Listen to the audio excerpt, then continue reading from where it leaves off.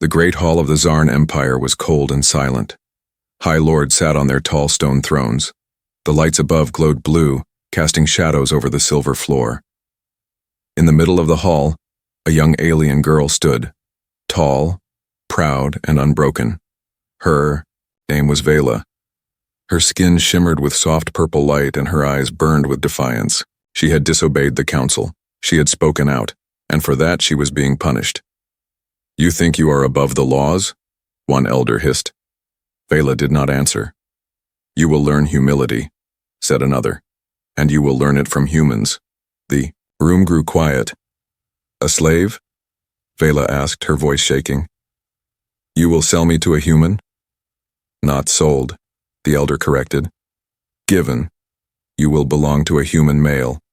You will serve him, clean for him, cook. Obey." Vela's lips trembled, but she refused to bow. "You can take my title, but you will not break me." "We shall see."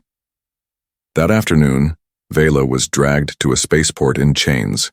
She was thrown into a cold steel cage with nothing but a small blanket and stale food.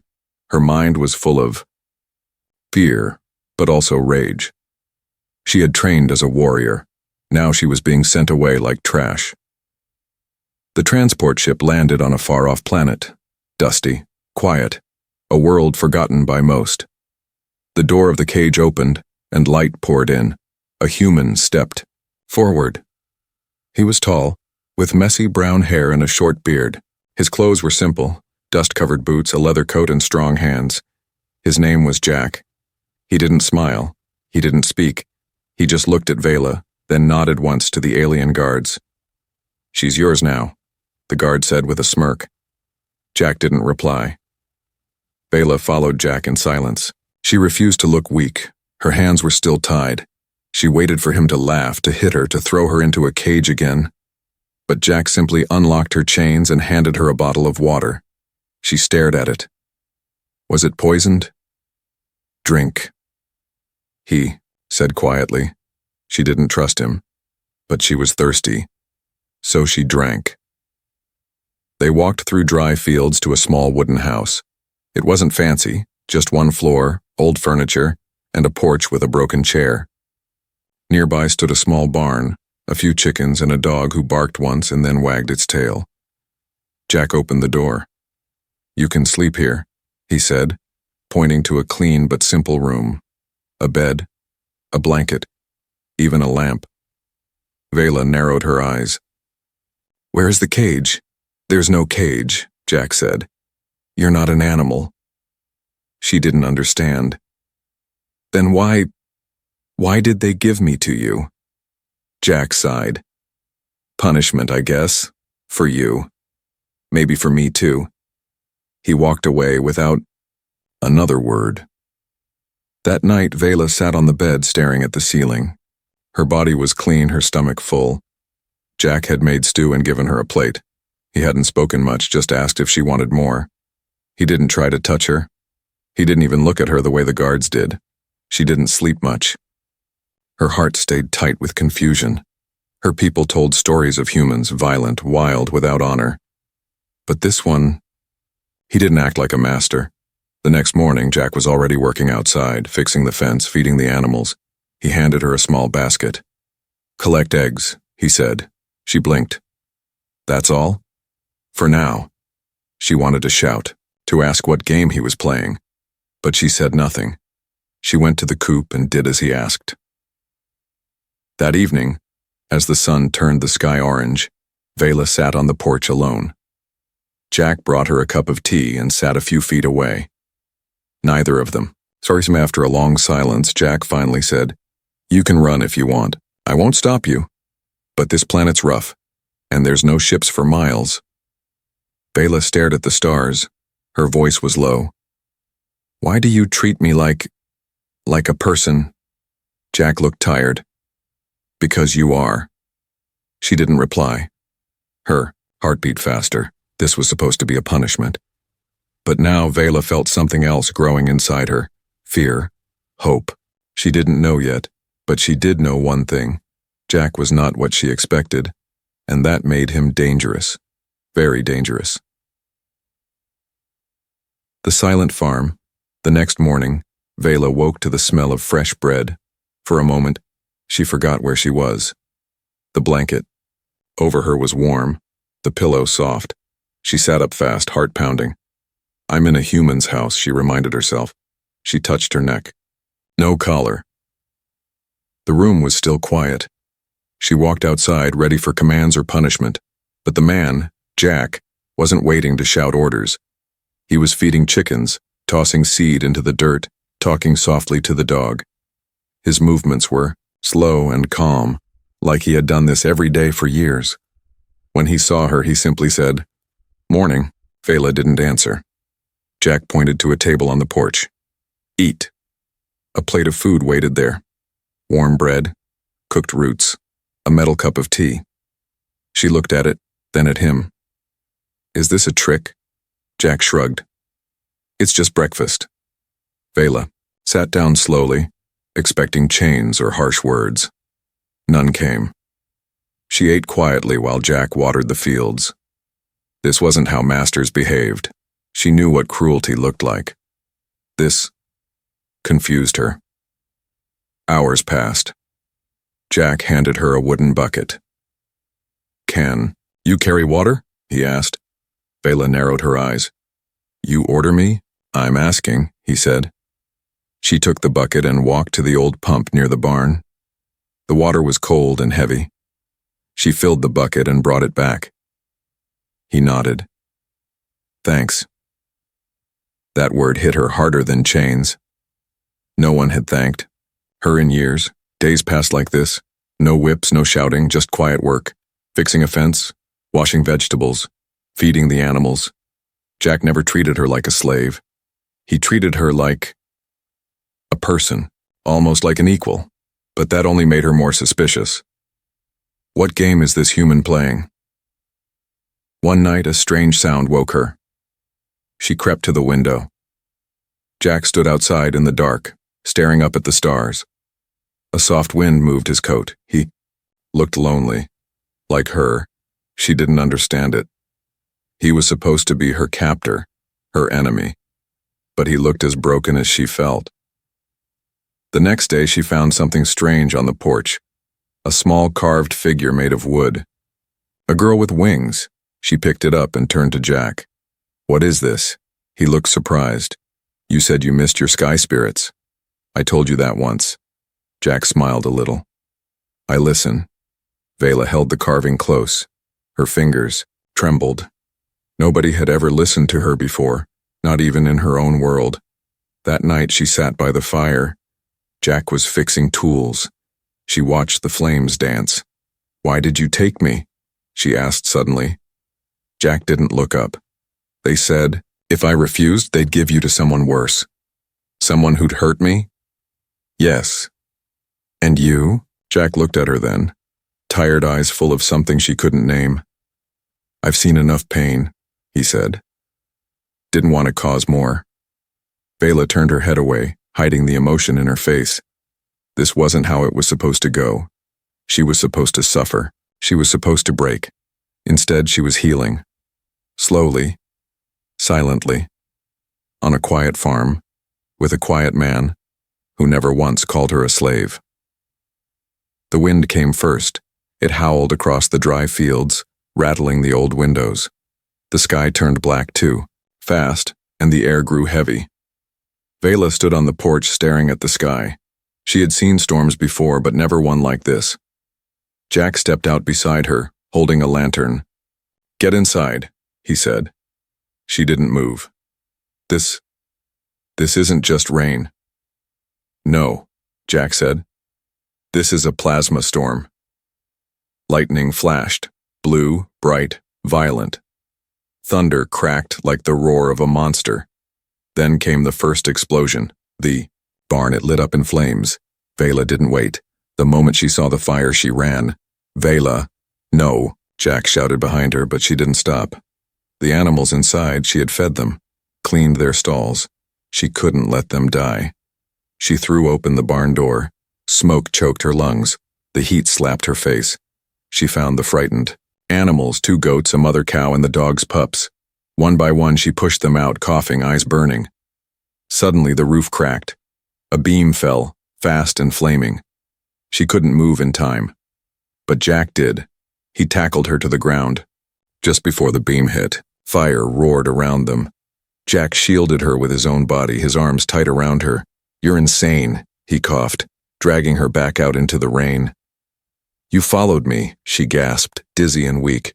"You're not dying today." They collapsed under the old shed. Rain poured. Fire turned the barn into a pile of ash. Vela's body shook. Jack's arm was bleeding, but both were alive. He looked at her. "What were you thinking?" "I wasn't," she said. I didn't want to lose them." "You could have died," he said. She looked away. "So could you." That night, Jack lay on the couch, his arm wrapped in bandages. Vela sat on the floor beside him, silent. The fire from the stove was the only light now. "Why did you come?" "In for me," she whispered. He didn't open his eyes. "Because I care." That word echoed in her mind. Care no one had ever cared. Not her people, not her council, not even her own family. But this human did.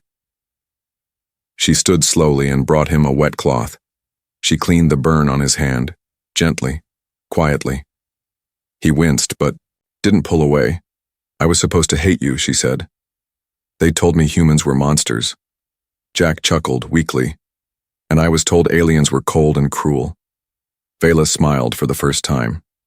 Maybe we were both lied to. Outside, the fire had gone out. But inside the small house, something new had started. Not friendship, not yet love, but something warm and real. Something neither of them could explain. It was a quiet morning. Too quiet. The sky was clear after the storm. The birds had returned. Vela was hanging clothes outside when she felt it. A strange hum in the air, like something was watching her. She turned slowly. A ship was landing. Small, sleek, Zarn-made. Her heart dropped. She backed away, eyes locked on the black, glassy vessel. She hadn't seen that design in months, not since the day they cast her out. The door opened with a hiss, and out stepped a figure from her past. Tall, dressed in a royal jacket, sharp eyes and a cruel smile. It was Commander Ellen, her old rival.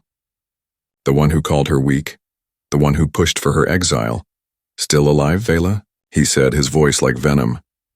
"I thought this planet would eat you." Jack stepped out of the house, wiping his hands with a cloth. "You a friend of hers?" Ellen raised an eyebrow. "You must be the human who keeps her fed and free." "Interesting." Vela moved to stand between them. "What do you want?" Ellen grinned. "I came to see if you had broken yet. But I see something far better." He looked Jack up and down like he was nothing. "You were supposed to be her punishment, yet here she is, clean, unchained, and comfortable." "She's not a prisoner," Jack said calmly. "Oh, I can see that," Ellen sneered. "You've gone soft, Vela. You were once a warrior. Now you're playing house with a human." Vela clenched her fists. Her heart pounded. Shame and rage fought inside her chest. "She saved this farm," Jack said, "and risked her life for my animals." "She was forced to," Ellen snapped. Jack shook his head. "No, she made her choice." That silenced the commander for a moment. His smile faded. Then he stepped closer and whispered coldly, "Do you really think they'll let you live like this forever, Vela? You belong to no world now. Not ours, not his." Vela met his eyes. "Then maybe it's time I make a new world." Ellen chuckled and turned back to his ship. "I'll report this," he said over his shoulder. "You've embarrassed the council. They'll come. And next time, they won't send a farmer. They'll send fire." Then he was gone. The ship lifted into the sky, leaving silence behind. Jack sat on the porch, his jaw tight. "You okay?" he asked. Vela didn't answer right away. She stared at the sky where the ship had vanished. "They're angry I didn't break," she said. "They wanted me ruined. Instead, you gave me a home." Jack looked at her. Do you regret staying? She looked back at him. No. That night she didn't go to her room. She sat near Jack by the fire. She didn't speak much, but her hand found his, and for the first time, she didn't pull away. It started with a cough. Small, harmless. Jack brushed it off, saying, "Just dust in my throat." But the next day he was coughing again, and again, louder, deeper. His hands began to shake while he worked. His skin looked pale, eyes dull. Vela noticed. She always noticed now. "You're sick," she said. "I'm fine," Jack lied. But he wasn't. By the third day, Jack didn't come out of bed. Vela found him lying under the blanket, sweating. His shirt stuck to his skin and his forehead burned like fire. His voice was dry. Weak. "Must be a fever. Just need rest." "No," Vela said, her voice shaking. "This is more than fever." She touched his arm. It was like touching flame. Panic gripped her heart. She'd fought monsters, disobeyed her rulers, survived punishment, but nothing had ever scared her like seeing him helpless. She ran through the forest, searching for herbs she once thought were useless. She climbed rocks, dug under roots, scraped bitter leaves into a bowl. For days she did not sleep. She sat beside Jack's bed, wiping his forehead, changing his clothes, feeding him water drop by drop. He would wake in short bursts. Sometimes he said her name. Sometimes he just whispered, "Don't go." And every time she answered, "I'm here." On the fourth night she saw blood on the pillow. Her hands trembled. Her eyes filled. She fell to her knees beside his bed. "Please," she whispered to the stars through the open window. "I don't care if I was punished. I don't care what I was sent here for. Don't take him. Not him." The house was quiet. Too quiet. She thought of the fire he had pulled her from, of the wooden figure he carved, of how he listened when no one else ever did. And she realized something. She wasn't afraid of losing a master. She was afraid of losing him. By sunrise, she was still at his side. She held his hand tight, refusing to sleep, even when her body begged for rest. Then, finally, he opened his eyes. Weak, but clear. "You're still here," he whispered. Vela didn't speak. She leaned forward and rested her forehead against his hand. "You almost died," she said softly. He smiled faintly. "Would have been a dumb way to go." That morning she fed him soup with shaking hands. He touched her wrist, gently. "Thank you," he said. She met his eyes. "Don't thank me. Just stay alive." He laughed, hoarse and dry. "That's the plan." Outside, the wind moved through the trees. Inside, a bond had changed. She had once been given as a punishment. Now, she was choosing to stay, not because she had to, but because she couldn't imagine a world without him. Jack was healing. Slowly. Each day, he sat up a little longer. Walked a little farther. His voice returned. His hands stopped shaking. But Vela stayed close, always watching, always listening. Not like a servant, but like something else. Something deeper. One evening, Jack was sitting outside, wrapped in a blanket. The sunset painted the sky gold and orange. Vela brought him tea, sat beside him and said nothing. He sipped quietly, then asked, "Why did they send you here, really?" She froze. For a long moment, she didn't answer. Then softly she said, "You were never supposed to help me. I was sent here to be broken." Jack looked at her silent. "They called it justice," she continued, voice low. "I disobeyed. I spoke against them. So they didn't kill me. No, they gave me to a human, to shame me, to turn me into nothing." Jack frowned. "That's why they gave you to me? As a punishment?" "Yes." She looked away, shame burning in her chest. "They thought you'd chain me, hurt me, that I'd cry, beg, lose my spirit." Jack stared at the ground. They don't know me very well. No, Vela whispered. They don't. The silence between them was thick with feeling. I was so angry, she said. At them, at you, at everything. But you stayed. I didn't know where else to go. She looked into his eyes. Then one day I didn't want to go. Jack reached out, gently touched her hand. You're not a punishment, he said. You never were. Maybe they gave you to me. But you became something more. Her heart pounded. I don't know what I am anymore, she admitted. Jack smiled, softly. You're free. Tears filled her eyes. No, she whispered. I'm safe. For the first time in my life. I'm safe. She stood slowly and walked toward the door. Before going inside, she turned. And Jack? Yeah? If they ever come back for me, they won't. But if they do, I won't let them take you. That night she didn't close her door. She left it open. So he would know she trusted him. So he would know. She belonged there. Not as a slave, but as a choice. The stars had never looked so clear. Vela stood barefoot in the soft grass, the wind brushing her hair like a quiet song. The moons above shone bright, lighting the field with silver light. Her dress was simple, white cloth stitched by hand, shaped not for tradition, but for freedom. She had never worn anything like it. She had never felt anything like this. People gathered slowly, not from her world, not from his, but from the nearby lands, humans, traders, even a few quiet aliens who had once been exiles too. No throne. No temple. Just two people in the open field, and one promise. Jack stood beside her, nervous but smiling. He wore clean clothes, his old coat brushed and mended. In his hands he held a carved ring, a small circle of wood he had shaped himself. Vela looked at him and her heart beat faster, not with fear, but with peace. Real peace. Do you take her?